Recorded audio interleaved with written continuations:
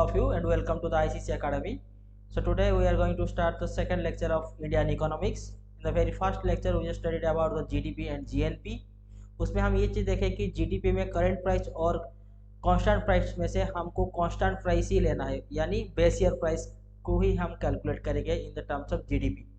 और एक चीज़ देखें GDP in terms of market price और GDP in terms of factor cost, उसमें से हम GDP in terms of market price को ही कैलकुलेशन में लेंगे. आज हम देखेंगे टोटल कि GDP का कैलकुलेशन कैसे होता है. There are two types of GDP to calculate. First one is output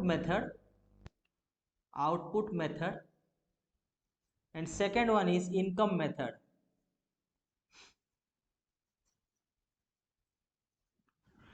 Government of India calculating their GDP in terms of income method. So we are going to study only the income method, how to calculate GDP. Output method आपका syllabus में है नहीं, इसलिए हम output method के बारे में यहाँ पर नहीं पढ़ने वाले हैं. So we are going to calculate the GDP in terms of income method. Okay, let's C.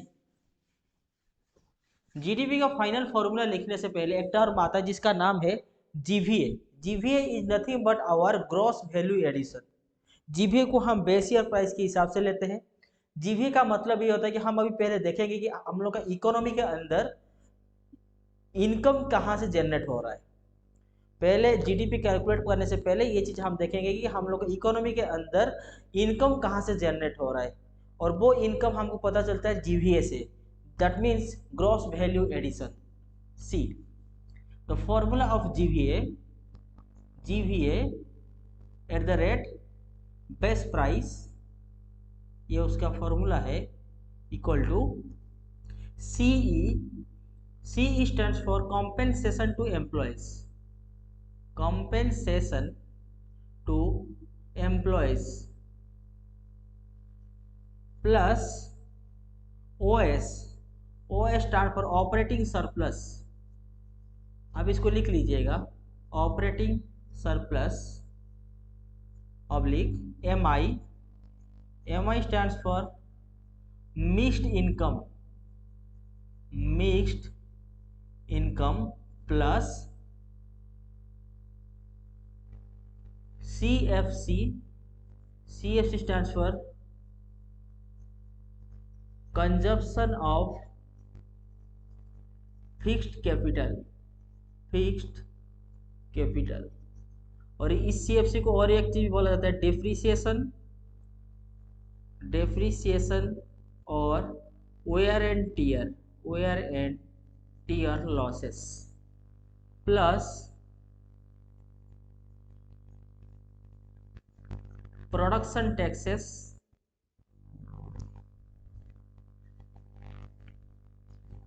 Minus production subsidies. ये होता है आपका GVA का फॉर्मूला. और एक बार देख लीजिए, GVA at the rate best price equal to CE plus OS oblique MI plus CFC plus production taxes minus production subsidies. अगर हम अभी अपने इकोनॉमी के अंदर ये चीज़ देखें कि हम लोग के इकोनॉमी के अंदर इनकम कहाँ से जनरेट होता है, then there are three type of people, those who are generating income in our economy. तो first one is salary person.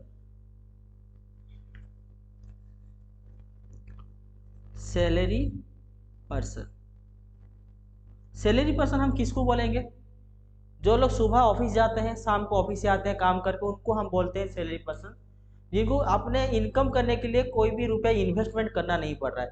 Suppose सोचिए कि कोई एक सरकारी ऑफिसर है, वो अपने इनकम जनरेट करने के लिए क्या कोई इन्वेस्टमेंट कर रहा है? बिल्कुल नहीं कर रहा है. सुबह जा रहे हैं, ऑफिस है, ऑफिस में जो भी इक्विपमेंट्स है वो सरकारी इक्विपमेंट्स है.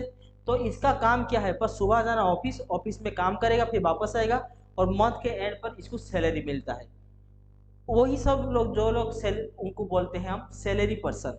तो सेकेंड वन आज प्रोफेशनल किसको बोलेंगे हम? लॉयर और चार्टर्ड अकाउंट, इन लोग को हम बोलते हैं प्रोफेशनल. दैट मीन्स प्रोफेशनल लोग का कोई फिक्स सैलरी नहीं होता है. ऐसा नहीं है कि मंथ के एंड पर इनको इतना रुपया मिलने वाला है. कोई एक लॉयर है, तो वो लॉयर पहले क्या करेगा, अपना जो भी उसका क्लाइंट्स आएंगे उनसे वो फीस लेता है, कुछ तो फीस वो लेता है, उन फीस में से वो कुछ इन्वेस्टमेंट करता है, यानी वो कुछ एक्सपेंडिचर करता है। एक्सपेंडिचर क्या करता है, देखिए कोई एक लॉयर अपना केबिन बना रहा है तो वहां पर वो चेयर टेबल ये सब लगाएगा। जब तक वो अपना केबिन नहीं लगाएगा तब तक क्या उसका इनकम जनरेट होगा? कोई लोग उसके पास, कोई क्लाइंट उसके पास आएंगे नहीं, तो उसका इनकम जनरेट ही नहीं हो पाएगा। तो एक प्रोफेशनल के लिए पहले वो फीस लेता है, उसमें से वो कुछ एक्सपेंडिचर करता है, उसके बाद जो उसका बचता है वो होता है उसका income. Okay, then third type of people is businessmen like Tata, Birla and Ambani, and fourth one was non-professional. non-professional non-professional हम किसको बोलते हैं? जैसे कि ऑटो रिक्शा ड्राइवर, कोई ऑटो चला रहा है तो वो भी तो कुछ इनकम कर रहा है, उनको हम बोलते हैं नॉन प्रोफेशनल इनकम। ओके, अब हम देखते हैं यहाँ पर जो है कि सैलरी पर्सन का जो भी इनकम है that is nothing but our compensation to employ, CE. यहाँ पर प्रोफेशनल लोग का जो भी इनकम है, प्रोफेशनल लोग कुछ फीस लेते हैं, फीस लेने के बाद यहाँ पर कुछ एक्सपेंडिचर करते हैं, वो एक्सपेंडिचर करने के बाद जो उनका इनकम बचता है that is also included in compensation to employ in CE. उसके बाद हम आते हैं बिजनेसमैन। बिजनेसमैन का जो भी इनकम होता है उसको हम बोलते हैं OS, means operating surplus. Then non professional, जैसे कोई ऑटो रिक्शा ड्राइवर हो गया, उनका जो इनकम है उसको हम बोलते हैं मिक्स्ड इनकम। हमको ये कैसे पता चलता है कि कोई ऑटो ड्राइवर है उसका इनकम क्या है? जैसे कि आप दिल्ली में रहते हैं, दिल्ली में मुखर्जी नगर है, हम लोग एक सर्वे करते हैं कि मुखर्जी नगर के अंदर जितने भी ऑटो वाले हैं उनको पूछते हैं कि उनका मंथली इनकम कितना है। एक सर्वे कंडक्ट किया जाता है, उस सर्वे से पता चलता है कि इस नॉन प्रोफेशनल लोग का इनकम क्या होता है, उसको हम बोलते हैं मिक्स्ड इनकम। और ये मिक्स्ड इनकम जो है वो ओनली इंडिया के अंदर देखा जाता है। अगर आप यूएसए में जाएंगे तो वहाँ पे जीबीए का जो फॉर्मूला है वहाँ पर ओनली सी एंड ओएस होगा, वहाँ पर एमआई नहीं होता है। मतलब यूएस के अंदर कोई भी नॉन प्रोफेशनल इनकम नहीं होता है, वहाँ पर मिक्स्ड इनकम का कोई भी सोर्सेस नहीं है। तो वहाँ पर ओनली दो टाइप का है, एक सी और एक है ओएस। मिक्स्ड इनकम जो है वो ओनली इंडिया के अंदर देखा जाता है। और टोटल इन पॉपुलेशन में ये मिक्स्ड इनकम जो है वो 50% पॉपुलेशन ऐसे हैं जिनका इनकम हम मिक्स्ड इनकम के अंदर इंक्लूडेड करते हैं। इसीलिए हम इंडिया के अंदर जब जीबीए कैलकुलेट करते हैं तो हम मिक्स इनकम को इंक्लूडेड करते हैं। ठीक है, अब देखते हैं यहाँ पर next thing is CFC. CFC is nothing but consumption of fixed capital. और ये सीएफसी जो है ओनली फॉर द प्रोफेशनल लोग के लिए है। जैसे कि आप देख लीजिए, जैसे कि मैं कोचिंग सेंटर में आपको पढ़ा रहा हूँ, इस कोचिंग सेंटर में जब मैं आपको पढ़ा रहा हूँ, यहाँ पर जब मैं कोचिंग सेंटर में आके पढ़ाता हूँ तो कोचिंग सेंटर से कुछ फीस लेता हूँ। मैं यहाँ पर सैलरी पर्सन नहीं हूँ, मैं एज ए प्रोफेशनल यहाँ पर काम कर रहा हूँ। दैट मीन्स मैं अगर आप लोगों को पढ़ा रहा हूँ तो मैं कुछ नोट्स भी बना रहा हूँ, मैं कुछ पीडीएफ फाइल भी बना रहा हूँ। उस पीडीएफ फाइल बनाने के लिए मेरे को एक लैपटॉप की ज़रूरत है, वो सब मैं अपने खर्चा कर रहा हूँ, मैं अपने हाथों से खर्चा कर रहा हूँ। दैट मीन्स मैं प्रोफेशनल हूँ। अगर सैलरी पर्सन होता तो मैं यहाँ अपने इनकम जनरेट करने के लिए कोई भी रुपया इन्वेस्टमेंट नहीं करता। अगर मैं अपना रुपया इन्वेस्टमेंट कर रहा हूँ that means I am a professional. So अगर मैं कोचिंग सेंटर में पढ़ा रहा हूँ उसके लिए मुझे लैपटॉप की ज़रूरत है, उसके लिए मुझे पीडीएफ फाइल बनाना पड़ेगा, उसके लिए मुझे पेपर की ज़रूरत है, वो सब मैं अपने हाथों से खर्चा कर रहा हूँ। दैट मीन्स मैं प्रोफेशनल एम्प्लॉय हूँ। और एक चीज़ सपोज सोचिए, मैं यहाँ पर एक कार खरीदा हुआ हूँ, अगर वो मैं कार नहीं खरीदता तो मैं यहाँ पर मैं अपने घर से कोचिंग सेंटर आके बच्चों को पढ़ा नहीं सकता। मतलब यहाँ पर अगर मैं कार खरीद रहा हूँ as a profession this car, और यहाँ पर और एक पर्सन है जो भी एक कार खरीदे जो एक सैलरी पर्सन है। मैं यहाँ पर डिफरेंस समझा रहा हूँ आपको। देखिए दो ऐसे पर्सन है, दोनों ने कार खरीदा हुआ है। एक तो सैलरी पर्सन ने कार खरीदा हुआ है और एक प्रोफेशनल जो है, जैसे कि एक कोचिंग सेंटर में सपोज मैं अपनी बात कर रहा हूँ, अगर मैं कोचिंग सेंटर में पढ़ा रहा हूँ, मैं एक प्रोफेशनल हूँ, मैंने भी कार खरीदा हुआ है। ठीक है, अगर यहाँ पर एक सैलरी पर्सन कार खरीद रहा है तो उसको गवर्नमेंट ऑफ इंडिया इसके ऊपर कोई भी कंसेशन इसको नहीं देता है। क्यों नहीं देता है? क्योंकि ये उसका लग्जरी आइटम्स के अंदर आता है, क्योंकि सैलरी पर्सन अपने लग्जरी को फुलफिल करने के लिए कार खरीदा हुआ है। लेकिन इन केस ऑफ मी, अगर आप मेरे बारे में पूछेंगे तो मैं इस कार को इसीलिए खरीदा हूँ क्योंकि मैं अपने घर से अपने कोचिंग सेंटर जा सकूँ। नहीं तो अगर ये मेरा कोचिंग एक कोचिंग सेंटर का अगर मैं ओनर हूँ तो मैं एक टीचर को उसके घर से उसे कोचिंग सेंटर तक लाने के लिए मुझे कार की ज़रूरत है। तो अगर मैं ये कार नहीं खरीदूंगा तो यहाँ पर कोचिंग सेंटर पे कोई टीचर ही नहीं आएंगे, तो अब बताइए क्या मेरा इनकम जनरेट हो पाएगा? नहीं हो पाएगा। तो इसीलिए गवर्नमेंट ऑफ इंडिया क्या बोलता है कि अगर कोई प्रोफेशनल अपने प्रोफेशन के लिए कोई भी सामान खरीदता है तो उसके ऊपर गवर्नमेंट ऑफ इंडिया कुछ डेप्रिसिएशन देते हैं। दैट मीन्स सपोज सोच लीजिए यहाँ पर मैंने एक कोचिंग सेंटर खुला है, उस कोचिंग सेंटर में मैं टीचर के जाने आने के लिए कार खरीदा हुआ, मतलब यहाँ पर मैंने कार खरीद लिया है 10 लाख का, 10 लाख का। अब मुझे बताइए, और मेरा पर ईयर इनकम जो है वो भी 10 लाख से, मतलब एक साल में मेरा जो मुनाफा है वो 10 लाख से, मेरा इनकम 10 लाख से, और यहाँ पर मैंने 10 लाख से कार खरीदा हुआ है। ठीक है, अब देखिए सीएफसी का मतलब होता है डेप्रिसिएशन यानी wear and tear. That means अगर आप एक कार एक शोरूम से खरीद के तुरंत बाद लेके आते हैं, एक दिन बाद अगर आप उस कार को बेचने जाएंगे तो आपको 10 लाख में आपका कार नहीं खरीदेगा कोई, आपका कार 9,50,000 में कोई लेगा, नहीं तो 9,60,000 में लेगा। इसका मतलब ये होता है अगर आपका कार एक दिन भी पुराना हो जाए तो आपको उतना पैसा कभी भी नहीं मिलता है। इसका मतलब क्या है, गवर्नमेंट ऑफ इंडिया बोलता है कि आप अगर कोई भी यहाँ पर आइटम्स प्रोफेशनल इनकम के लिए खरीदते हैं उसके ऊपर हम कुछ डेप्रिसिएशन आपको प्रोवाइड करते हैं। दैट मीन्स अगर आप यहाँ पर एक कार खरीद रहे हैं as a professional, government of India इस कार के ऊपर आपको 15% का डेप्रिसिएशन देता है, 15% का डेप्रिसिएशन देता है। That means government of India यही बोलता है कि एक साल बाद आपका कार का वैल्यू 8.5 लाख हो जाएगा। ये गवर्नमेंट ऑफ इंडिया डिसाइड करता है कि कौन सा आइटम के ऊपर कितना परसेंट डेप्रिसिएशन देना है। ठीक है, और ये चीज ओनली प्रोफेशनल लोगों के लिए ही अप्लाई है। और एक बार मैं बोलता हूँ, सपोज मैंने एक कार यहाँ पर खरीदा हुआ है एज ए प्रोफेशन, तो गवर्नमेंट ऑफ इंडिया मेरे को यहाँ पर कार के ऊपर डेप्रिसिएशन देता है 15%। दैट मीन्स ये चीज बोला जाता है कि एक साल के बाद मेरा ये जो कार का वैल्यू है वो 8.5 लाख हो जाएगा। मतलब एक साल में मेरे को यहाँ पर 1.5 लाख का लॉस हो रहा है। लॉस कहाँ हो रहा है सर? मैं एक साल इस कार को चला भी तो रहा हूँ, अगर मैं ये कार नहीं यूज करूंगा तो फिर मैं यहाँ पर जो जनरेट इनकम करो 10 लाख मेरा ईयरली इनकम है वो भी तो मैं यहाँ पर जनरेट नहीं कर पाऊंगा। इसीलिए गवर्नमेंट ऑफ इंडिया यही बोलता है कि अगर आप कोई भी प्रोफेशन के लिए कोई भी चीज़ खरीदते हैं हम उसके ऊपर आपको डेप्रिसिएशन देंगे। इसका मतलब ये हो गया कि अगर आपका इनकम पर ईयर 10 लाख से, तो आपको 10 लाख के ऊपर इनकम टैक्स देना नहीं पड़ेगा, आपको वहाँ से 1.5 लाख डिडक्ट कर दिया जाएगा। मीन्स 8.5 लाख के ऊपर ही आप यहाँ पर टैक्स प्रोवाइड करेंगे। क्यों 1.5 लाख यहाँ पर गवर्नमेंट ऑफ इंडिया हम मेरा डिडक्ट कर दिया? Because of the this depreciation value. Government of India यही बोलता है कि जो कार आपने खरीदा हुआ है वो कार को अगर आप एक साल के लिए रन करते हैं तो ही जाके आप 10 लाख रुपया इनकम कर रहे हैं। तो इस कार अगर आप एक साल के लिए चलाएंगे तो इस कार का वैल्यू 10 लाख से कम होकर 8.5 लाख हो जाएगा। दैट मीन्स इस कार का डेप्रिसिएशन जो है वो 15% है।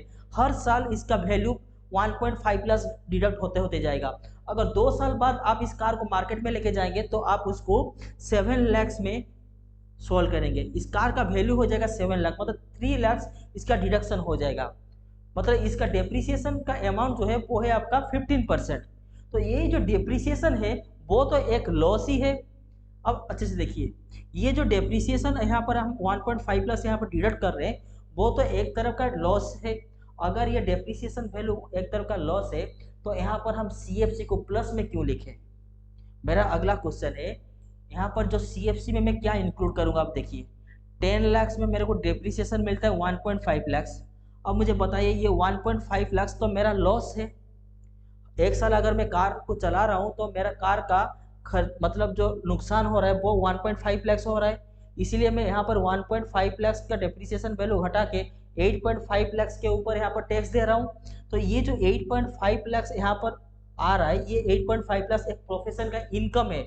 यहाँ पर मैंने आपको लिखा था प्रोफेशन कुछ फीस लेता है, उस फीस में से कुछ एक्सपेंडिचर करता है, उसके बाद जो यहाँ पर बचता है वो उसका इनकम होता है। देन अगर यहाँ पर 8.5 लाख के ऊपर एक प्रोफेशन यहाँ पर इनकम टैक्स दे रहा है, then this 8.5 lakh included in C compensation to employees. और अगर जहाँ पर सीएफसी की बात आ जाएगा तो मैं ये 1.5 लाख यहाँ पर इंक्लूड कर दूंगा, because this 1.5 lakh is the depreciation value. मेरा क्वेश्चन अभी यही है, अगर ये डेप्रिसिएशन वैल्यू एक कार का लॉस ही तो है, एक साल में इस कार का लॉस हो रहा है इतना 1.5 लाख। वेयर एंड टियर अगर घिसता है कार, अगर आप एक साल कार को चलाओगे तो उसका तो वैल्यू घटेगा ही घटेगा। इसका मतलब अगर डेप्रिसिएशन का मतलब लॉस ही होता है तो यहाँ पर हम प्लस में यहाँ पर इसको ऐड क्यों कर रहे हैं? मेरा अभी आंसर यही है सर, ये जो 1.5 लाख है ये इस प्रोफेशनल का इनकम ही तो था, इनकम ही था, चाहे वो इसके ऊपर टैक्स ना दे बट ये उसका इनकम ही तो था। यहाँ पर वो जो 10 लाख का इनकम किया था उस 10 लाख में से उसको 10 लाख का 10 लाख उसको इनकम टैक्स देना नहीं पड़ा, वो हम मानते हैं। उसको 8.5 लाख के ऊपर इनकम टैक्स देने को गवर्नमेंट ऑफ इंडिया बोल रहा है, बट ये जो 1.5 लाख के ऊपर वो टैक्स नहीं दे रहा है, बट ये 1.5 लाख उसका आ कहाँ रहा रहा है, ये भी उसका इनकम ही था। इसीलिए हम जब यहाँ पर कंपेंसेशन टू एम्प्लॉयज के बारे में लिखेंगे तो हम ये जो 8.5 लाख है यहाँ पर इंक्लूड करेंगे, और जब सीएफसी की बात आ जाएगा तो ये जो डेप्रिसिएशन वैल्यू 1.5 लाख हो जाएगा उसको हम यहाँ पर इंक्लूड कर देंगे। ठीक है, और एक एग्जांपल देके हम यहाँ पर आपको समझाते हैं। सपोज यहाँ पर एक इंडस्ट्री है, आपके पास एक इंडस्ट्री है, आप यहाँ पर एक मशीनरी खरीदी है, 1 करोड़ का एक मशीन खरीदे हुए हैं आप, 1 करोड़ का, और उस इंडस्ट्री से आपका पर ईयर 20 लाख आपका प्रॉफिट हो रहा है। अब मुझे बताइए, अगर आप ये 1 करोड़ का मशीन जो है वो मशीन अगर नहीं खरीदते तो मुझे बताइए क्या आप ये 20 लाख जनरेट कर पाते इनकम? कभी नहीं इनकम जनरेट कर पाते।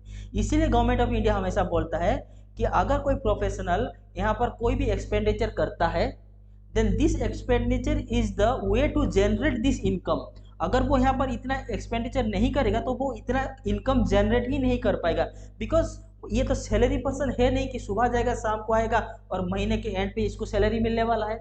इसीलिए अगर सोचिए ये एक मशीन है, इस मशीन का depreciation cost 15% government of India ने यहाँ पर डिसाइड किया हुआ। मतलब अगर ये मशीन 1 साल के लिए रन करेगा तो इसका वैल्यू जो है वो घट के कितना हो जाएगा?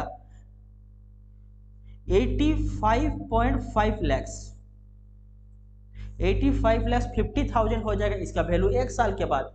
अगर इस मशीन को आप 1 साल के बाद बाहर सेल करने जाएंगे तो इस आपको 1 करोड़ नहीं मिलने वाला, आपको 85.5 लाख आपको मिलने वाला है। दैट मीन्स 1 साल में इस मशीन का लॉस कितना हो गया?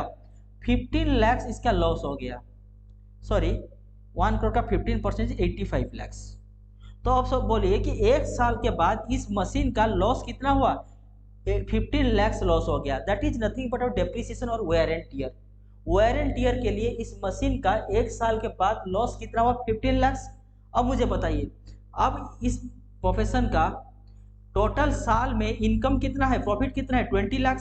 अब मुझे बताइए, अगर क्या वो 20 लाख के ऊपर इनकम टैक्स देगा? नहीं देगा।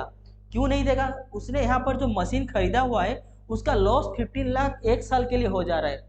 इस मशीन के लिए ही वो 20 लाख जनरेट किया था, लेकिन 1 साल के बाद उसका 15 लाख इस मशीन के लिए लॉस भी तो हो रहा है। अगर वो यहाँ पर 20 लाख यहाँ पर इनकम कर रहा है पर यहाँ पर 15 लाख उसका लॉस भी तो हो रहा है। तो इसीलिए गवर्नमेंट ऑफ इंडिया क्या बोलता है कि आप 15 लाख यहाँ से डिडक्ट कर दीजिए, टोटल बच गया 5 लाख। अभी आप इस 5 लाख के ऊपर ही इनकम टैक्स दीजिए, क्योंकि इसका ओरिजिनल इनकम जो है वो 5 लाख ही है। अब बस सोचिए कि 5-6 साल के बाद ये मशीन तो बिल्कुल काम करना बंद कर देगा। अगर ये मशीन पूरा काम करना बंद कर दिया तो मुझे पता है क्या ये इनकम जो है वो जनरेट कर पाएगा? नहीं कर पाएगा।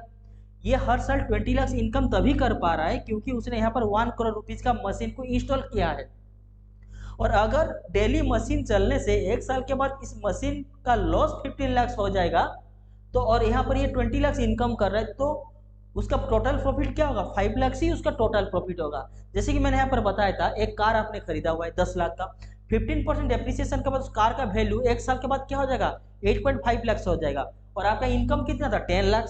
तो क्या आप 10 लाख के ऊपर लोन इनकम टैक्स देंगे? नहीं देंगे। आपको क्या करेंगे गवर्नमेंट की 10 लाख से 1.5 लाख डिडक्ट कर देंगे और आपको 8.5 लाख के ऊपर ही इनकम टैक्स देना पड़ेगा। यहाँ पर आप बताइए टोटल इसका इनकम कितना था? 20 लाख था। सॉरी, इसको आप समझ लीजिए कि ये उसका फीस है प्रोफेशन का, माइनस उसने एक्सपेंडिचर कितना किया था? 1 करोड़। क्या वो ये मशीन को 1 साल के लिए खरीदा हुआ है? नहीं, मिनिमम 10 साल के लिए खरीदा होगा। लेकिन एक साल में उसका लॉस कितना हो रहा है, 15 लाख हो रहा है। मतलब ये एक साल में कितना एक्सपेंडिचर कर रहा है, 15 लाख, ये उसका एक्सपेंडिचर है। उसके बाद जो बच गया वो उसका इनकम है। फीस कितना था यहाँ पर, कितना यहाँ पर जनरेट कर रहे हैं, 20 लाख। 15 लाख उसका लॉस हो गया और इनकम कितना हुआ उसका, 5 लाख। जितना उसका टोटल लास्ट में इनकम हो रहा है वो इनकम 5 लाख से हम कंपेंसेशन टू एम्प्लॉय यहाँ पर इंक्लूड करेंगे। जब हम सीएफसी के अंदर देखेंगे तो हम जो लॉसेस हुआ कितना हुआ, 15 लाख, यहाँ पर हम 15 लाख को इंक्लूड करेंगे। फिर भी मैं बता रहा हूँ, अभी आप बोलेंगे सर आप सीएफसी को अगर ये लॉस है तो यहाँ पर प्लस क्यों है, ऐड क्यों कर रहे। फिर से मैं बता रहा हूँ, ये जो 15 लाख था ये उसका जनरेट इनकम ही था, ये उसका इनकम ही था। हाँ, ये टैक्स उसके ऊपर नहीं दे रहा है, बट ये उसका जनरेट, वो उसका इनकम ही था। उस इनकम में से हम इसको डिडक्ट करके उसको बोलते हैं कि आप 5 लाख के ऊपर लोन दीजिए, ना कि आप 20 लाख के ऊपर लोन दीजिए। बट ये 15 लाख इस पर्सन का इनकम ही तो था, इसीलिए इस इनकम को यहाँ पर हम सीएफसी के थ्रू में दिखाते हैं। कोई भी प्रोफेशन होगा, कोई प्रोफेशनल पर्सन होगा, अगर वो अपना कुछ भी चीज़ इन्वेस्टमेंट किया है अपना प्रोफेशन के लिए, उसका डेप्रिसिएशन वैल्यू हमेशा गवर्नमेंट ऑफ इंडिया उसको प्रोवाइड करता है। उसका टोटल जितना भी प्रॉफिट होता है साल का, उसमें से उसका डेप्रिसिएशन वैल्यू को घटा देते हैं। उसके बाद जितना बचता है पैसा, उतना ही पैसा में ये प्रोफेशन अपना इनकम टैक्स प्रोवाइड करता है। That's it. अब देखिए मिक्स्ड इनकम, मैं भी बोल चुका हूँ। सपोज सोचिए यहाँ पर नॉन प्रोफेशनल मतलब रिक्शा ड्राइवर हो गया। अभी रिक्शा ड्राइवर कितना पैसा इनकम कर रहा है हमको कैसे पता चलेगा, हमको सर्वे कराना पड़ेगा। थ्रू दिस सर्वे हमको ये चीज़ पता चलता है कि नॉन प्रोफेशनल लोग का इनकम कितना है, और उनका जो इनकम होगा वो मिक्स्ड इनकम यहाँ पर हम इंक्लूड करेंगे।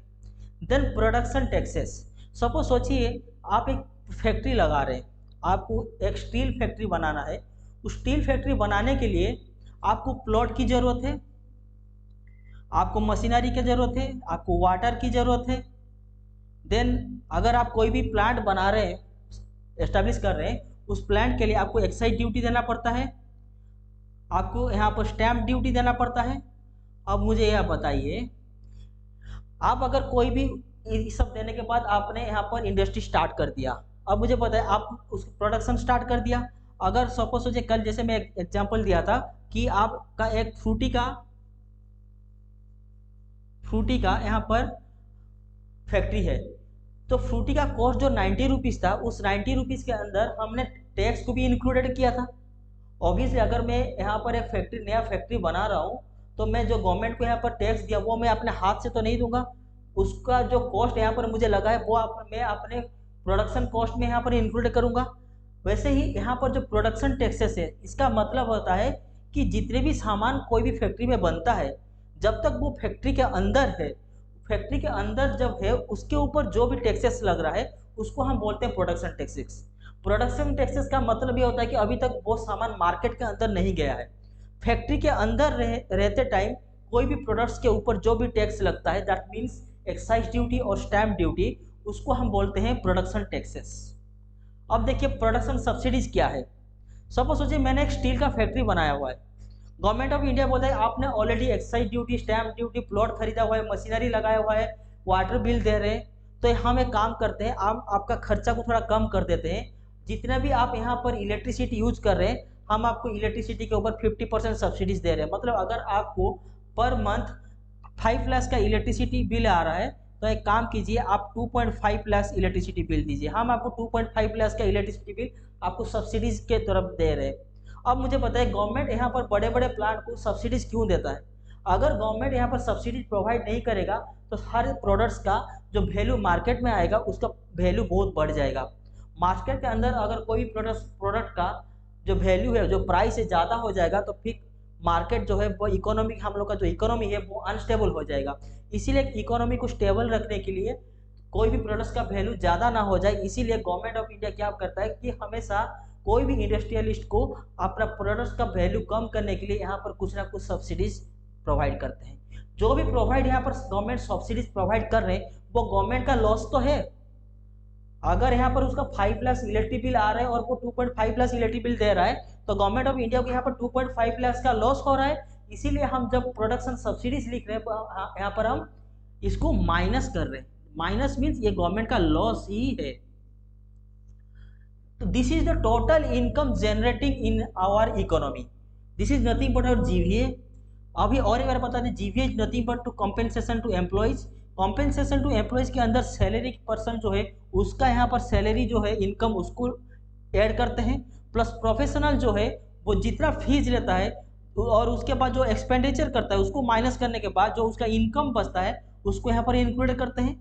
ऑपरेटिंग सरप्लस के अंदर हम एक बिजनेस पर्सन जो है टाटा बिरला अंबानी जो बड़े बड़े कंपनी है उनका जो प्रॉफिट है वो यहाँ पर इंक्लूड करते हैं।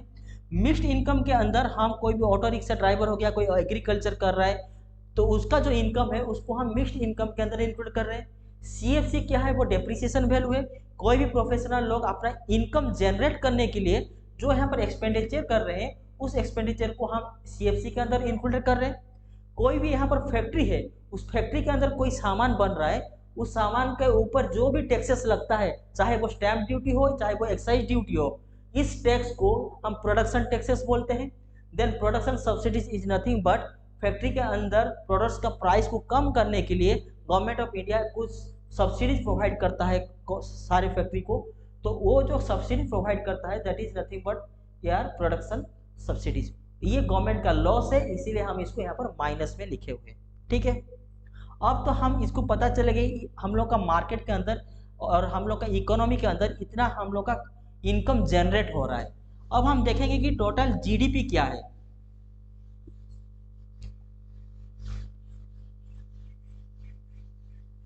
सी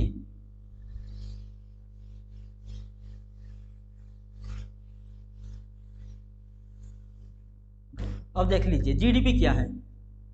GDP at the rate base year, और क्या लेंगे कल हम बताए थे base year means constant price, और क्या यहाँ पर लेंगे market price, market price equal to GVA, GVA at base year price, base year price plus product tax, product taxes minus product subsidies. देखिए जब जीवीए कैलकुलेट कर रहे थे तब हम प्रोडक्शन टैक्सेस लगा रहे थे, यहाँ पर हम प्रोडक्ट टैक्सेस लगा रहे हैं। क्यों, देखिए जीडीपी इक्वल टू जीवीए, यहाँ पर जितना इनकम जनरेट हुआ प्लस प्रोडक्ट टैक्सेस। अभी मैं क्या बोला था, प्रोडक्शन टैक्सेस में आपका कोई भी सामान जो है वो फैक्ट्री के अंदर ही अभी मार्केट में नहीं गया है। अभी सपोज वो मार्केट में जाने के बाद गवर्नमेंट ऑफ इंडिया उसके ऊपर टैक्स लगाता है, that is nothing but product taxes. Then product subsidies क्या है, जैसे कि आप लोगों को अभी पता होगा कि गवर्नमेंट ऑफ इंडिया जो कि इकोनॉमी बैकवर्ड है उन इकोनॉमी बैकवर्ड क्लासेस को 1 रुपीज़ में आपको राइस प्रोवाइड करता है, 1 रुपीज़ में सारे बैकवर्ड क्लासेस को राइस प्रोवाइड करता है गवर्नमेंट ऑफ इंडिया।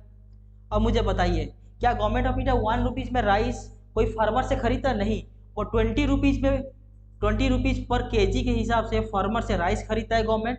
और जो इकोनॉमी बैकवर्ड क्लासेस के जो लोग होते हैं उनको वो 1 रुपीज़ पर केजी के हिसाब से राइस प्रोवाइड करता है। मतलब गवर्नमेंट को यहाँ पर लॉसेस कितना हो रहा है, 19 रुपीज़ लॉस हो रहा है। This 19 rupees loss is nothing but our product subsidies.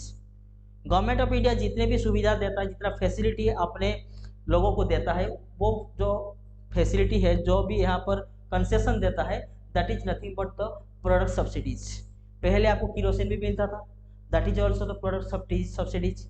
अगर आपको और भी कुछ चीज़ें government of India economy backward classes को दे रहा है वो भी आपका प्रोडक्ट सब्सिडीज के रूप में यहाँ पर कैलकुलेट किया जाएगा। तो आपको समझ में आ गया अभी। तो this is the total final फॉर्मूले of GDP. GDP at the base year और market price equal to GVA at base price plus product taxes minus product subsidies. This is nothing but our GDP. Hope all of you understand all this concept। अभी हम लोग का खत्म, ये चीज complete हो गया कि जीडीपी हम कैसे कैलकुलेट करते हैं। Now the next topic is ICOR. हम देखेंगे अभी आईकोर क्या है। आईकोर के ऊपर हम आपको नोट्स प्रोवाइड करेंगे।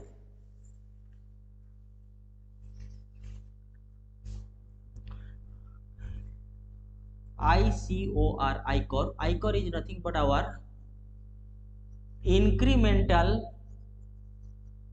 कैपिटल आउटपुट रेशियो,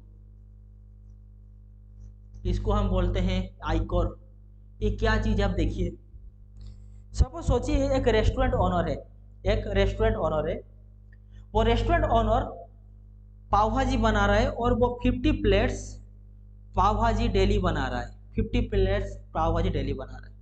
सपोज सोचिए उस धीरे धीरे उस दुकान में उसका डिमांड इंक्रीज हो गया, मतलब अभी इंस्टेड ऑफ मेकिंग 50 प्लेट्स पाव भाजी, उसको अभी 55 प्लेट्स पाव भाजी बनाना पड़े, तो मतलब इसको डेली अभी 5 प्लेट्स एक्स्ट्रा पाव भाजी प्लेट बनाना हो गया एक्स्ट्रा।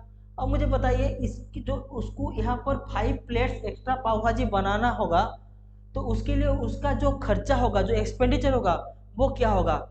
ज़्यादा कुछ नहीं, बस उसके लिए वो क्या करेगा, एक 5 पाव एक्स्ट्रा खर्चा होगा, थोड़ा सा वेजिटेबल और 5 प्लेट, दैट्स इट। और नहीं तो ज़्यादा से ज़्यादा क्या करेगा, 5 चेयर डाल देगा। चेयर तो ऑलरेडी होगा रेस्टोरेंट के अंदर, उसको अगर कहीं चीज़ में इन्वेस्टमेंट करना होगा तो वो इन्वेस्टमेंट कहाँ करेगा, 5 पाव ज़्यादा खरीदेगा और कुछ वेजिटेबल्स खरीदेगा, दैट्स इट। अब मुझे बताइए ये जो यहाँ पर रेस्टोरेंट ओनर है, उसको अगर 5 प्लेट्स पाव भाजी इंक्रीज करना है, तो उसको सपोज सोचिए 50 रुपीज़ यहाँ पर एक्स्ट्रा खर्चा करना पड़ रहा है, तो पर प्लेट के हिसाब से उसको कितना रुपया यहाँ पर ज़्यादा इन्वेस्टमेंट करना पड़ेगा, 10 रुपीज़। अगर वो 10 रुपया यहाँ पर ज़्यादा इन्वेस्टमेंट कर देगा तो वो एक एक्स्ट्रा प्लेट यहाँ पर बना लेगा पाव भाजी का।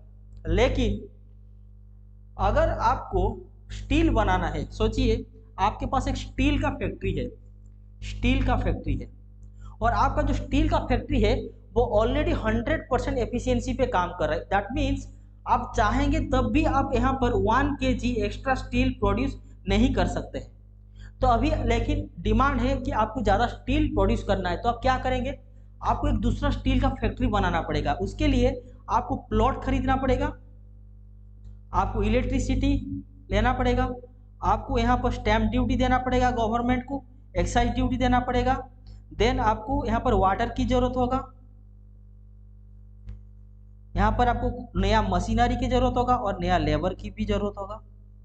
अब मुझे बताइए यहाँ पर अगर आपको एक एक्स्ट्रा प्लेट पाव भाजी बनाना होगा तो आपको ओनली 10 रुपीज इन्वेस्टमेंट करना पड़ रहा है, लेकिन अगर यहाँ पर आपको 1 kg एक्स्ट्रा स्टील प्रोड्यूस करना है तो आपको यहाँ पर 5 से 10 करोड़ रुपीज यहाँ पर आपको इन्वेस्टमेंट करना पड़ेगा। तो अभी आप ये चीज बोल सकते हैं कि ये जो पर प्लेट के हिसाब से यानी पर यूनिट के हिसाब से मुझे अगर अपने आउटपुट पे इंक्रीज करना है तो मुझे कितना रुपया इन्वेस्टमेंट करना पड़ेगा, that depends upon my type of the business. अगर मेरा बिजनेस पाव भाजी बनाना है तो मुझे कम रुपया देना पड़ेगा, अगर मैं स्टील का फैक्ट्री बनाया हूँ तो मुझे 1 kg एक्स्ट्रा स्टील के लिए ह्यूज अमाउंट यहाँ पर इन्वेस्टमेंट करना पड़ेगा। That is nothing but about ICOR. ICOR is nothing but our incremental capital output ratio। और ICOR का जो डेफिनेशन है वो बोलता है कि to increase 1 unit of extra output, देख लीजिए मैं यहाँ पर लिख लेता हूँ अच्छे से देखिए, to increase 1 unit of extra output you need to see how much extra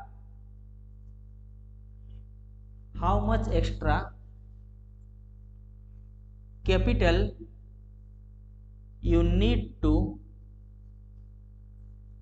invest। यहां पर देखिए 1 यूनिट इंक्रीज करने के लिए मुझे 10 रुपीज देना पड़ रहा है, यहाँ पर 1 यूनिट इंक्रीज करने के लिए मुझे 5 से 10 करोड़ रुपीज यहाँ पर इन्वेस्टमेंट करना पड़े। तो मैं ये चीज बोल सकता हूँ पाव भाजी का एक प्लेट इंक्रीज करने के लिए मेरा आइकोर जो है वो कम है, और अगर मुझे स्टील प्रोड्यूस करना है तो यहाँ पर मेरा आइकोर का वैल्यू क्या है, वो ज़्यादा है। आइकोर क्या बोलता है, to increase 1 unit of extra output you need to see that how much extra capital you want to invest. अगर मुझे 1 यूनिट आउटपुट में ज़्यादा चाहिए तो मैं यही चीज़ देखूंगा कि मुझे कितना कैपिटल ज़्यादा इन्वेस्टमेंट करना पड़ रहा है। यहाँ पर मुझे कम कैपिटल इन्वेस्टमेंट करना पड़ रहा है, दैट मीन्स यहाँ पर आयकर का वैल्यू जो है वो कम होगा, लेकिन यहाँ पर 1 यूनिट एक्स्ट्रा आउटपुट प्रोड्यूस करने के लिए मुझे यहाँ पर ह्यूज अमाउंट इन्वेस्टमेंट करना पड़ रहा है, दैट मीन्स यहाँ पर मेरा आयकर का जो वैल्यू होगा वो ज़्यादा होगा। Okay, see now government of India अभी आयकर का जो वैल्यू है उसको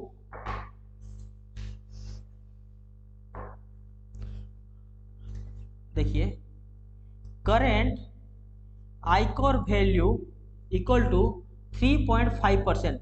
इसका मीनिंग क्या है? देखिए, इसका मीनिंग यही है, to increase 1 unit of extra output you need to invest 3.5% of extra capital. Example के थ्रू समझते हैं। सपोज सोचिए, इस बार इकोनॉमिकल सर्वे में गवर्नमेंट ऑफ इंडिया ये चीज बोलता है कि हम अपने इकोनॉमी को का जो जीडीपी है नेक्स्ट ईयर को हम 8% तक इंक्रीज करेंगे। दैट मीन्स सपोज सोचिए इस साल हम लोग का जीडीपी जो है वो 100 रुपीज़ है। गवर्नमेंट ऑफ इंडिया बोलता है कि नेक्स्ट ईयर में हम इसको 108 रुपीज़ में पहुंचा देंगे।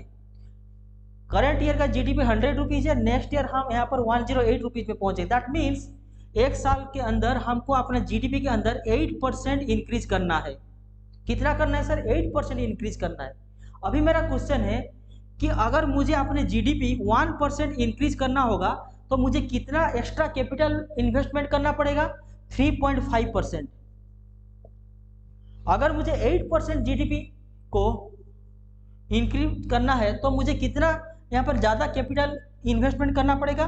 3.5 into 8, that is nothing but 28% extra capital मुझे ज़्यादा जरूरत होगा to increase the GDP from 100 to 108। That means अगर मैं इस साल अपने जीडीपी में 1000 crore investment government of India किया होगा, तो नेक्स्ट ईयर में अगर गवर्नमेंट ऑफ इंडिया ये लेके चल रहा है कि मुझे एक साल के अंदर मुझे अपने जीडीपी को 8% तक इंक्रीज करना है, तो मुझे यहाँ पर 28% ज़्यादा कैपिटल इन्वेस्टमेंट करना पड़ेगा। दैट मीन्स अगर करंट ईयर में government of India 1000 crore rupees यहाँ पर इन्वेस्टमेंट किया होगा, तो नेक्स्ट ईयर तक गवर्नमेंट ऑफ इंडिया को यहाँ पर 1280 करोड़ रुपीज़ जो है वो इन्वेस्टमेंट करना पड़ेगा। अगर गवर्नमेंट ऑफ इंडिया यहाँ पर 1280 करोड़ रुपीज़ इन्वेस्टमेंट करेगा, तभी जाके गवर्नमेंट ऑफ इंडिया ये बोल सकता है कि हम अपने कंट्री का जो जीडीपी है वो 8% इंक्रीज कर सकते हैं एक साल के अंदर। That is nothing but our आयकर वैल्यू। अभी मुझे एक चीज बताइए, और अगर मेरा कंट्री के अंदर आयकर का वैल्यू इंक्रीज करेगा तो this is for good for our economy और बैड फॉर द इकोनॉमी। अब मुझे बताइए, अगर आयकर का वैल्यू 3.5 की जगह यहाँ पर सोचिए 5% होगा, दैट मीन्स यहाँ पर मुझे 8% जीडीपी इंक्रीज करने के लिए मुझे यहाँ पर 40% ज़्यादा कैपिटल इन्वेस्टमेंट की जरूरत होगा, तो मुझे यहाँ पर ज़्यादा पैसा खर्चा करना पड़ेगा। अगर मेरा आयकर का वैल्यू सोचिए 2% होगा, दैट मीन्स मुझे यहाँ पर कितना कैपिटल इन्वेस्टमेंट करना पड़ेगा? ओनली 16%। मतलब यहाँ पर मैं कम इन्वेस्टमेंट में मैं अपना 8% जीडीपी जो ग्रोथ रेट है उसको फुलफिल कर सकता हूँ, लेकिन यहाँ पर मुझे 40% एक्स्ट्रा इन्वेस्टमेंट करना पड़ेगा। दैट मीन्स इकोनॉमी के अंदर अगर आयकर का वैल्यू कम होगा then it's good for our economy. अगर आपका आयकर का वैल्यू इंक्रीज कर रहा है that means your economy is unstable. मतलब अगर आपका आयकर वैल्यू बहुत ज़्यादा होगा दैट मीन्स आपको अपने कंट्री के अंदर जीडीपी को इंक्रीज करने के लिए आपको ह्यूज अमाउंट इन्वेस्टमेंट करना पड़ेगा। ठीक है,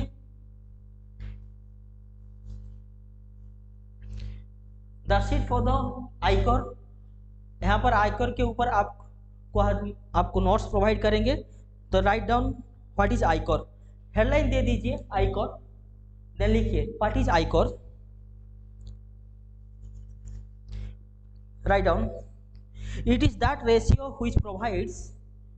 आयकर यहाँ पर लिख दीजिए, एक हेडिंग दे दीजिए, देन 3 से 4 पॉइंट है, जस्ट लिख लीजिए, क्योंकि मैं जीडीपी और जीएनपी नेशनल इनकम अकाउंटिंग में मैं पहले बोला था मैं आयकर के ऊपर ही यहाँ पर आपको 3-4 पॉइंट का नोट्स दूंगा, नहीं तो इस क्लास में और कोई भी नोट्स देने की जरूरत नहीं है।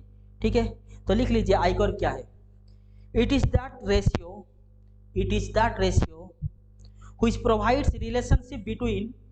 which provides relationship between marginal amount of capital required, marginal amount of capital required। देखिए यहाँ पर जो कैपिटल था, कैपिटल इन्वेस्टमेंट को हम बोलते हैं कि मार्जिनल कॉस्ट भी हम बोलते हैं, इसलिए मैं यहाँ पर आपको बोल रहा हूँ कि relationship between marginal amount of capital required to produce an additional unit of production, to produce an additional unit of production. The next line, so a higher ICOR value is not preferable, so a higher ICOR value is not preferable because it indicates that the organization production is inefficient.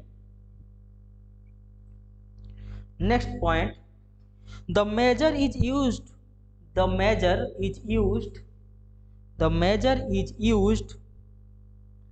mainly determines mainly determines the country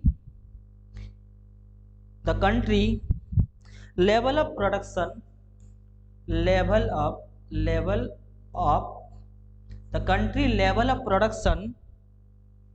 the country level of production efficiency, the country level of production efficiency. Next point, ICOR depends upon the following, ICOR depends upon the following। एक ही point है, लिखिए, the choice of industry,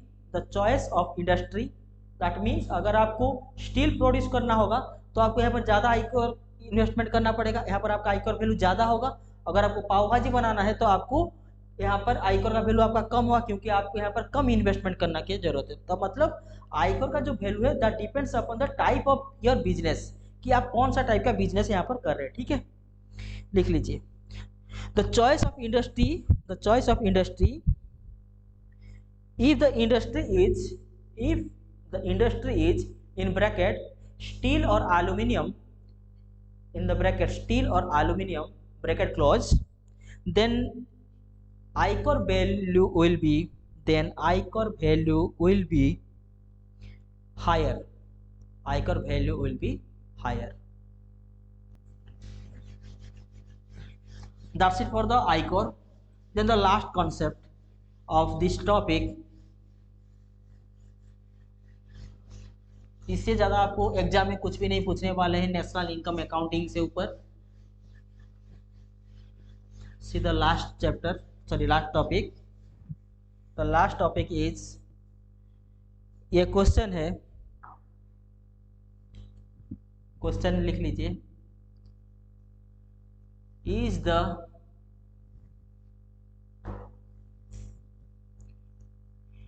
GDP growth is a indicator to show your country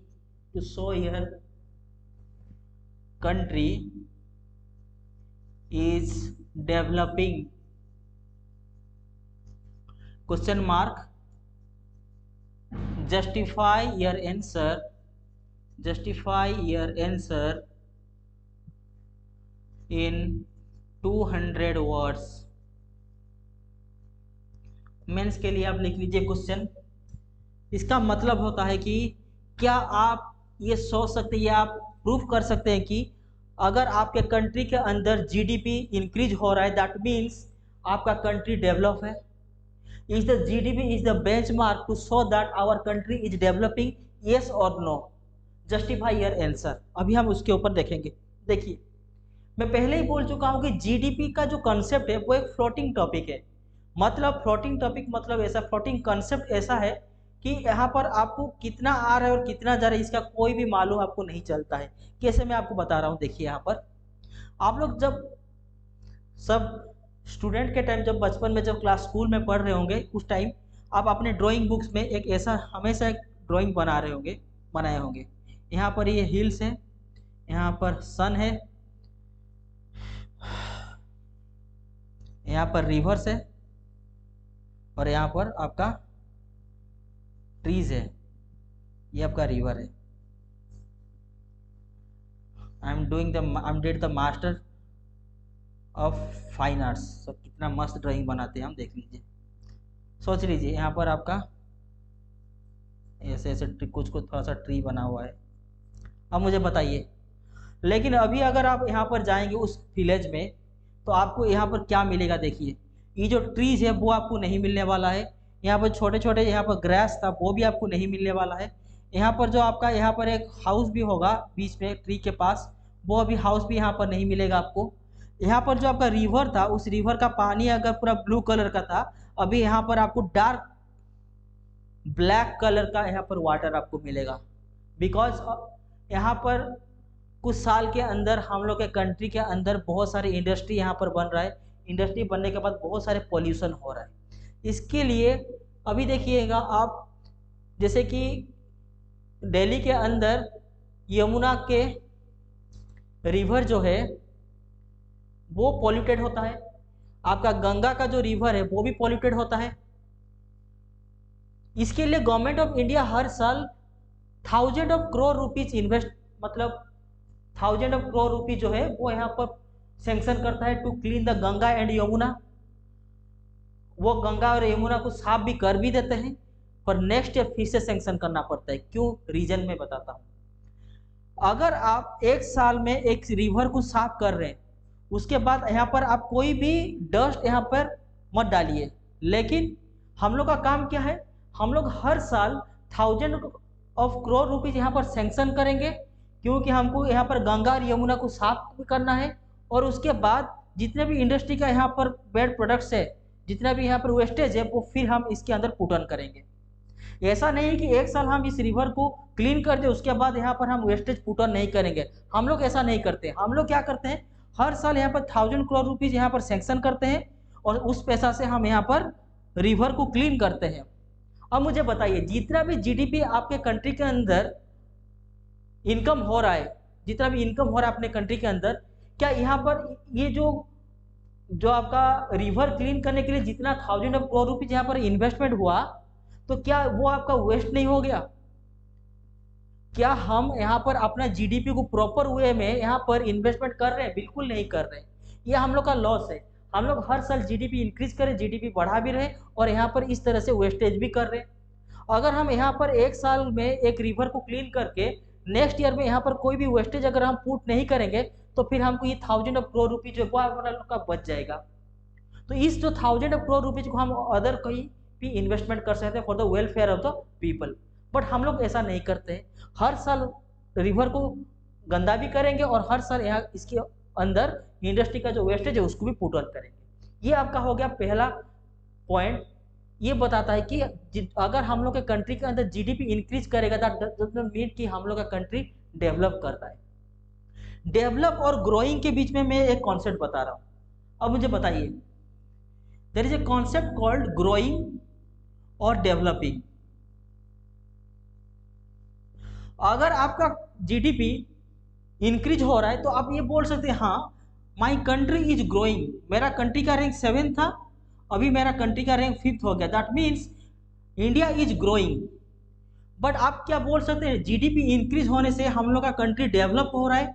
develop country का मतलब क्या होता है sir? 24/7 electricity, good school, good education, आपका hospital जो होगा वो एकदम हाई स्टैंडर्ड का होगा, आपके कंट्री के अंदर लॉ एंड ऑर्डर जो है वो एकदम परफेक्ट होगा, सारे जितने भी लोग यहाँ पर हैं कोई भी भूखा नहीं सो रहा होगा, सबको 2 वक्त कम से कम खाना भी मिल रहा होगा, और सारे के सारे जितने भी लोग हैं उनके पास जॉब भी होंगे, कोई अनएम्प्लॉयमेंट नहीं होगा।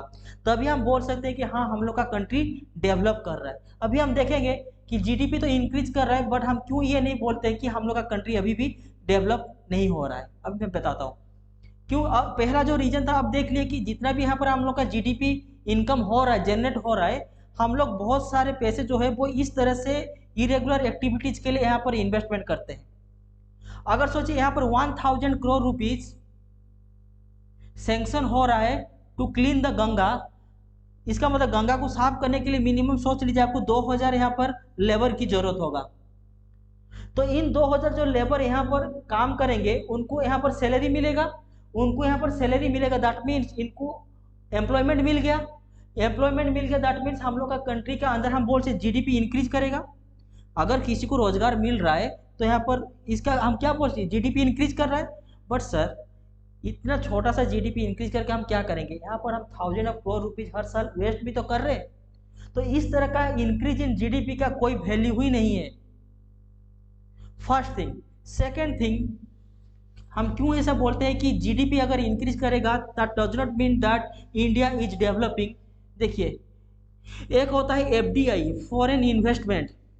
मैंने कल आपको बोला था इंडिया के अंदर अगर कोई भी यूएस का कंपनी, सोचिए कि डेलोइट यहाँ पर एक यूएस बेस्ड कंपनी है, वो इंडिया के अंदर अपना ब्रांच खोला है। अगर हर साल सोचिए कि यहाँ पर Deloitte company 1000 crore rupees profit कर रहा है, तो ये 1000 करोड़ रुपीस वो इंडिया के अंदर प्रॉफिट कर रहा है, दैट मीन्स हम अपने जीडीपी के अंदर इसको इंक्लूड करेंगे कि नहीं करेंगे।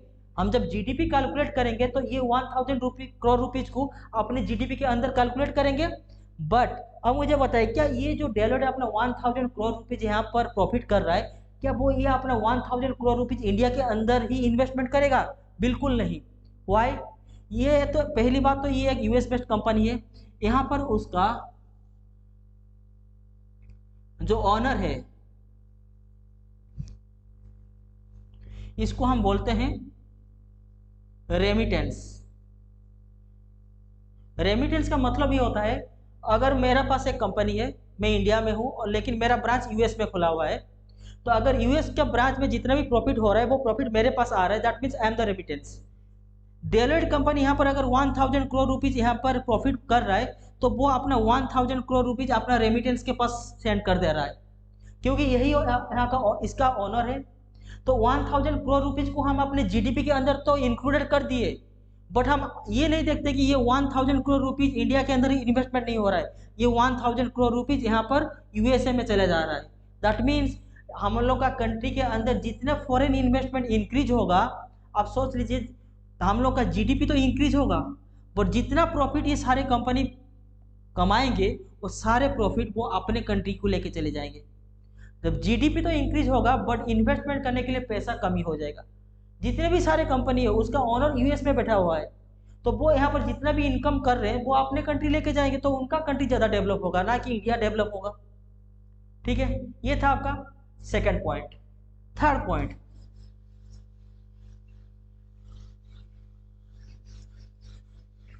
आप लोग ये चीज देखे होंगे, इंडिया के अंदर लॉ एंड ऑर्डर जो है वो इतना सख्त नहीं है। दैट मीन्स हम लोग क्या करते हैं, अपने लॉ एंड ऑर्डर को ठीक नहीं करेंगे, लेकिन जब यहाँ पर क्रिमिनल के नंबर बढ़ जाएंगे तो हमको क्या करेंगे, यहाँ पर क्रिमिनल को रखने के लिए हर डिस्ट्रिक्ट में एक एक जेल बनवाएंगे। अगर हम जेल बनाने के अलावा, अगर चलिए कंट्री के अंदर क्रिमिनल इंक्रीज होगा तो हमको जेल तो बनाना पड़ेगा, ये सही बात है, लेकिन अगर हम अपने लॉ एंड ऑर्डर को एकदम टाइट कर देंगे तो मुझे पता है कोई क्रिमिनल यहाँ पर, कोई भी यहाँ पर आम आदमी क्रिमिनल बनेगा? कभी नहीं बनेगा। हम अपने कंट्री के अंदर लॉ एंड ऑर्डर को टाइट नहीं करेंगे, बट कोई क्रिमिनल, कोई नॉर्मल इंसान अगर क्रिमिनल बनेगा तो उनके रहने के लिए हम यहाँ पर 1000 नंबर्स ऑफ जेल बनवाएंगे। तो यहाँ पर हम जितने भी जेल बनाएंगे तो उसके लिए हमको खर्चा भी तो उतना इंक्रीज होगा। तो ये वेस्टेज ऑफ मनी है या नहीं है? है। हम लोग के कंट्री के दूसरे कंट्री जाइए, दूसरे कंट्री का लॉ एंड ऑर्डर जो है वो बहुत स्ट्रांग है। वहाँ पे कोई नॉर्मल इंसान क्राइम करने के लिए से पहले 10 बार सोचता है, लेकिन इंडिया में लॉ एंड ऑर्डर इतना टाइट नहीं है, इसलिए यहाँ पर कोई भी क्राइम करता है, इसीलिए इनको रखने के लिए तो जेल तो बनाना पड़ेगा। तो यहाँ पर 1000 नंबर हम लोग जेल बनाते हैं, फिर उनको जेल के अंदर बिरयानी भी खिलाते हैं, जैसे ही कसाब को खिलाया बिरयानी। तो इसके लिए हम लोग का जो जीडीपी के अंदर पैसा तो आ रहा है, लेकिन हम उसको प्रॉपर वे में इसको इन्वेस्टमेंट नहीं कर पा रहे, इसीलिए हम ये चीज बोलेंगे कि इंडिया ग्रो तो कर रहा है but India is not going to develop. इसका कुछ आंकड़ा जो है वो हम यहाँ पर पेश करेंगे। देखिए, कुछ रिपोर्ट्स भी ये चीज बोलता है। देखिए, इस रिपोर्ट को भी आप लिख लीजिएगा, मेंशन कर रहे हैं अभी। First one is per capita income. India के अंदर पर कैपिटा इनकम जो है वो है आपका 1,72,000 रुपीज़, 1,72,000 रुपीज़। दैट मीन्स अगर आप इसको कन्वर्ट करेंगे डॉलर में, इट्स अराउंड $2,100। इंडिया के अंदर पर कैपिटा इनकम सालाना 1,72,000 रुपीज़ है। अगर पर कैपिटा इनकम के हिसाब से हम देखेंगे देन इंडिया का जो रैंक है वो रैंक है आपका 139th रैंक, 139th रैंक। मैंने इसको मेंशन किया हुआ है इसीलिए मैं आपको यहाँ पर लिख दे रहा हूँ, इसको आप मेंशन कर लीजिएगा। अगर आपको एग्जाम में पूछ लिया ये क्वेश्चन की 200 वर्ड्स में आप मेंशन कीजिए, तो यहाँ पर मैं जितने भी यहाँ पर सर्वे का रिपोर्ट दे रहा हूँ इस सारे सर्वे का रिपोर्ट आपको मेंशन करना पड़ेगा एग्जाम में। पर मुझे इसको याद रखने की जरूरत है, आपको याद रखने की जरूरत है, ठीक है। पर कैपिटा इनकम इंडिया का 1,72,000 रुपीज़ है, डॉलर में कन्वर्ट करेंगे तो $2,100 होगा। इस हिसाब से इंडिया का जो रैंक है वो 139th रैंक है। अब मुझे बताइए, India in terms of GDP is the 5th largest country, और अगर पर कैपिटा इनकम हम देखेंगे तो इंडिया का रैंक क्या है, 139th रैंक है। कहाँ हम लोग का कंट्री डेवलप कर रहा है सर? इसका और एक रीजन भी है। देखिए, इंडिया के अंदर 10% पॉपुलेशन के पास 90% वेल्थ है और 90% पीपल के पास ओनली 10% वेल्थ है। This is the main reason why we are not developing. अगर हम बोल रहे कि अपने कंट्री के अंदर जीडीपी इंक्रीज कर रहा है, दैट मीन्स बस इन लोग का जीडीपी इंक्रीज कर रहा है सर। जो 10% पीपल है लाइक अंबानी अदानी, इन लोगों का ही जो वेल्थ है वो इंक्रीज कर रहा है। यहाँ पर 10% पॉपुलेशन के पास 90% वेल्थ होगा, अगर 90% पॉपुलेशन के पास ओनली 10% वेल्थ होगा तो अब मुझे बताइए क्या हम लोग का कंट्री कभी डेवलप हो पाएगा? कभी नहीं। हम अपने कंट्री के को तभी डेवलप को बोलेंगे जब ये जो 90% पॉपुलेशन है इनके भी इनकम आपका इंक्रीज होगा। इन लोग का इनकम इंक्रीज नहीं हो रहा है, जीडीपी तो बढ़ रहा है, पर जीडीपी जो बढ़ रहा है तो उसका असर किसको दिखा रहा है? वो ये जो 10% यहाँ पर है पॉपुलेशन, उनका ही यहाँ पर वेल्थ इंक्रीज हो रहा है, ना कि जो 90% पीपल जिनके पास 10% वेल्थ है इनका बिल्कुल इंक्रीज नहीं हो रहा है। इसलिए हम ये नहीं बोल सकते कि हम लोग का कंट्री जो है वो डेवलप कर रहा है। First report is this. देखिए सेकेंड रिपोर्ट क्या बोलता है।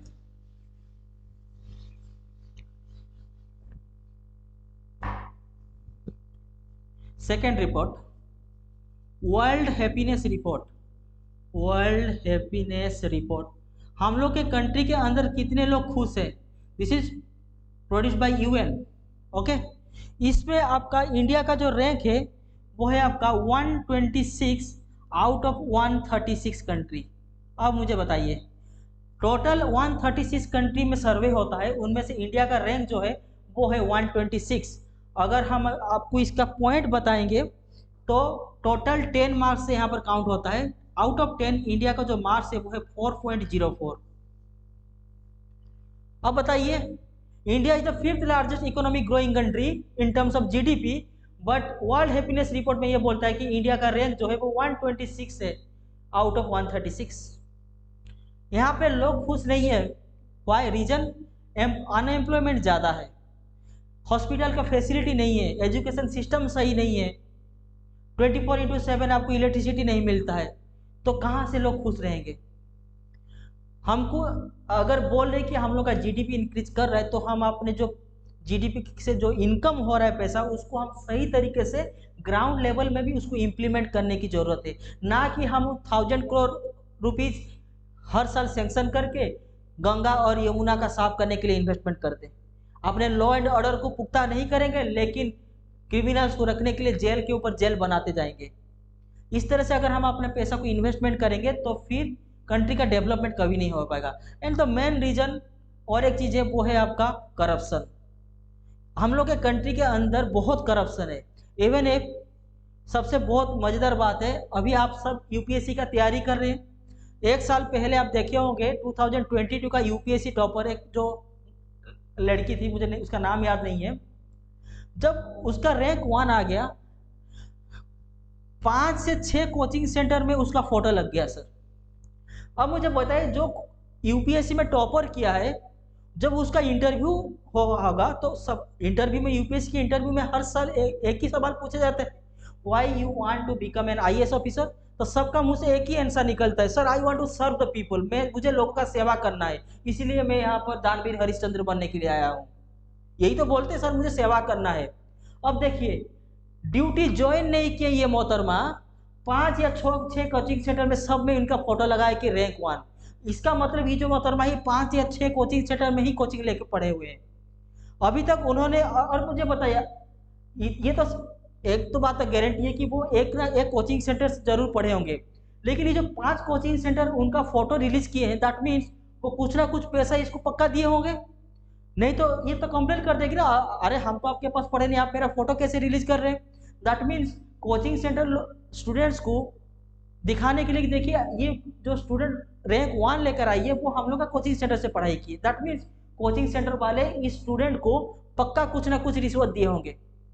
अब देखिए, यूपीएससी का रैंक 1 आईएएस ऑफिसर कुछ अभी तो ड्यूटी भी ज्वाइन नहीं की, अभी तक उसका ट्रेनिंग एलबीएसएनए में स्टार्ट भी नहीं हुआ है और वो करप्शन पर उतर गई है। अब जब इंटरव्यू में बैठी होगी तो बोली होगी, sir I want to serve the people, मुझे एकदम ईमानदार ऑफिसर बनना है। और ये मोहतरमा अभी तक जॉब ज्वाइन नहीं किए हैं और यहाँ पर करप्शन करना स्टार्ट कर दी है। इसीलिए आप न्यूज में देखे होंगे 5 या 6 दिन पहले कैबिनेट मिनिस्ट्री जो मीटिंग हुआ था, वहाँ पे दिल्ली के अंदर जितने भी सारे कोचिंग सेंटर है यूपीएससी के लिए, उन सारे कोचिंग सेंटर को नोटिस दिया गया कि आप 10 दिन के अंदर अपना रिपोर्ट सबमिट कीजिए कि आपका कोचिंग सेंटर में जिसका भी फोटो लगता है, सारे कोचिंग सेंटर में भी उसका फोटो कैसे लगता है।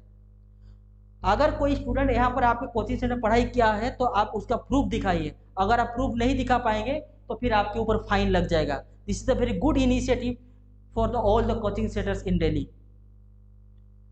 आप लोग खुद बच्चे को पढ़ा के यहाँ पर आईएएस ऑफिसर बना रहे हैं, फिर उसका फोटो लगाने के लिए आप उसको रिश्वत दे रहे हैं। अभी तक ये आईएएस ऑफिसर बनी नहीं और करप्शन के अंदर लुट गई। अब मुझे बताइए, इंडिया के अंदर अगर इस तरह से ऑफिसर ब्यूरोक्रेट सब करप्शन करने लगेंगे तो कहां से हम लोग का कंट्री डेवलप होगा? सोचने की बात है, ठीक है। बन जाएंगे आईएएस ऑफिसर, ड्यूटी ज्वाइन नहीं किए हैं और यहाँ पर करप्शन करने आ गए। कौन ऐसा इंसान होगा जो बिना पैसा लिए बोल देगा चलो मेरा फोटो आप रिलीज कर दो? बकवास है सब।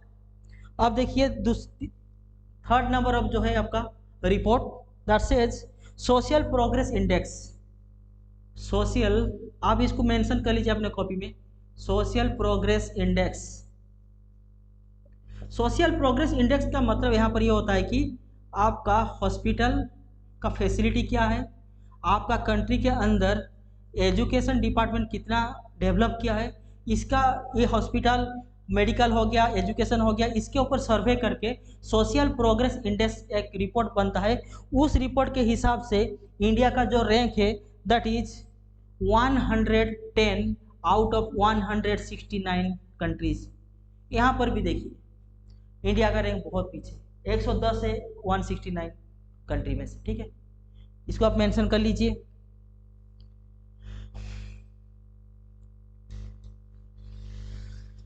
Then 4th number of point देखिए,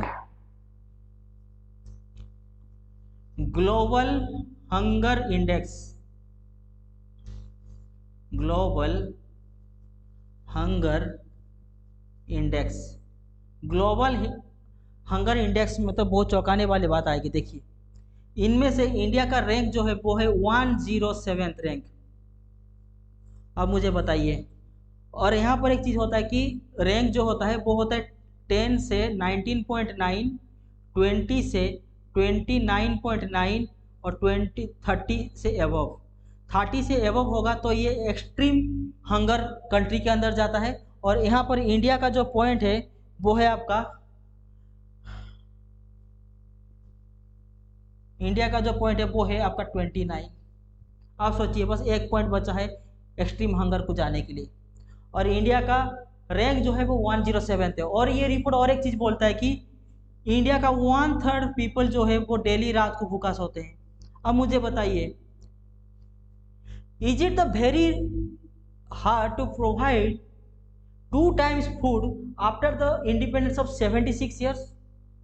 76 ईयर्स हो गया इंडिया को इंडिपेंडेंट हुए, क्या हम अपने कंट्री के अंदर जितने भी पॉपुलेशन हुए उनको हम 2 वक्त का रोटी भी नहीं दे सकते। 1/3 people of India they are sleeping of the hunger, बिना खाए वो लोग सोते हैं 1/3 पीपल, और इंडिया का रैंक 107 है। अब हम बोलते हैं कि India is the 5th largest growing economic country. अब मुझे बताइए, क्या ये आंसर यहाँ पर जस्टिफाई कर रहा है? Did you really think that growing of GDP indicates that your country is developing? अगर आपको आंसर में लिखना होगा तो आप यहाँ पर येस और नो में मत लिखिए, आपको डिप्लोमेटिक यहाँ पर आंसर देना है। इस तरह से आपको रिपोर्ट को मेंशन करना है, ठीक है। ये 4th नंबर पॉइंट हो गया। 5th नंबर पॉइंट देखिए,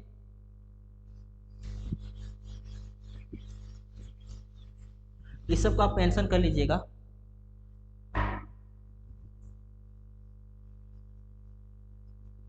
अंडर नरिशमेंट, अंडर नरिशमेंट में अब देखिए टोटल 194.4 मिलियन पीपल जो है इंडिया के अंदर, दे आर अंडर अनरिशमेंट। अब मुझे बताइए, इसमें भी 194.4 जो मिलियन पीपल है इंडिया के अंदर, दे आर अंडर अनरिशमेंट। अब मुझे बताइए, ये सारे जो रिपोर्ट्स है, ये इस रिपोर्ट से क्या आप ये बोल सकते हैं कि India is growing, sorry India is developing? No. हम ये चीज जरूर बोल सकते हैं कि India is growing, obviously it's correct, India is growing, but that does not mean India is developing. पहला रीजन एफडीआई, जितना भी फॉरेन इन्वेस्टमेंट होता है वो अपना जो प्रॉफिट है वो दूसरे देश को लेके अपने कंट्री लेके चले जाते हैं। दूसरा चीज है आपका corruption. Third things is that हम लोग का जो मैनेजमेंट है वो प्रॉपर तरीके से काम नहीं करता, इसलिए 1000 ऑफ करोड़ रुपीज हम हर साल सैंक्शन करते हैं और प्रॉपर तरीके से उसको यूटिलाइज नहीं करते हैं। जैसे कि like example Ganga's and cleaning of Yamuna. उसके बाद आपका ये जो 5 रिपोर्ट है, ये 5 रिपोर्ट को भी आपको मेंशन करना पड़ेगा एग्जाम में इस क्वेश्चन में, ठीक है। This is the only long question for the mains point of view in national income accounting. और अगर आपको ये क्वेश्चन पूछ लिया तो आपकी सारी चीज आपको मेंशन भी करना पड़ेगा, ठीक है। So that's it for the today's classes. इसके साथ ही आपका जो GDP and GNP related topic है, नेशनल इनकम अकाउंटिंग का जो टॉपिक है, मॉनिटरी पॉलिसी के अंदर पहला टॉपिक था नेशनल इनकम अकाउंटिंग, वो अभी यहाँ पर कंप्लीट होता है। इसके अलावा आपको एग्जाम में कोई भी सवाल नहीं पूछने वाला है, इसके अंदर से ही आपको सवाल पूछेंगे। Once I will complete a monetary policy, जब मैं एक बार मॉनिटरी पॉलिसी का सारे चैप्टर खत्म कर दूंगा, देन मैं आपके पास आऊँगा, फिर आपको 400 से 500 ऑब्जेक्टिव क्वेश्चन यहाँ पर सॉल्व करके दिखाऊंगा। क्योंकि जब तक आप क्वेश्चन सॉल्व नहीं करेंगे तो आपको पता नहीं चलेगा कि एग्जाम में क्वेश्चन किस तरह से पूछे जाते हैं। पहले मॉनिटरी पॉलिसी जो है वो पूरा कंप्लीट होने दीजिए, उसके बाद हम प्रॉब्लम सॉल्व करेंगे। मॉनिटरी पॉलिसी के अंदर जो पहला चैप्टर था नेशनल इनकम अकाउंटिंग, वो यहाँ पर खत्म होता है। नेक्स्ट क्लास में हम पढ़ेंगे RBI and banking and finance. Banking and finance के अंदर हम पहला जो चैप्टर है वो है आरबीआई। हम थर्ड क्लास जो है वो थर्ड क्लास में हम पढ़ेंगे RBI and function of RBI. जो बैंकिंग और फाइनेंस है वो भी आपका मॉनिटरी पॉलिसी के अंदर आता है, तो हम उसको नेक्स्ट क्लास में पढ़ेंगे। So that's it for the today's classes. Next class में मिलते हैं, हम पढ़ेंगे क्या, आपका बैंकिंग एंड फाइनेंस। ओके, अगर आपको ये वीडियो अच्छा लगा then like it and subscribe the channel and share it with your friends, so that हम जब भी आपका यहाँ पर वीडियो अपलोड करेंगे आपको उस वीडियो का नोटिफिकेशन मिल सके, ठीक है। मिलते हैं in the next class, thank you.